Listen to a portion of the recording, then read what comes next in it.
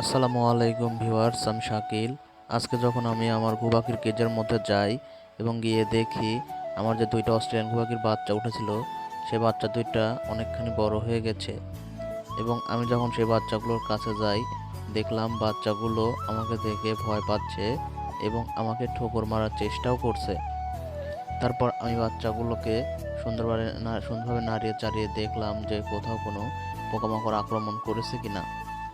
যাই হোক, ভালোভাবে নাড়িচাড়িয়ে দেখলাম যে কোথাও কোনো পোকা বা ক্ষত সৃষ্টি হয়নি। বাচ্চাগুলো খুবই সুস্থ আছে।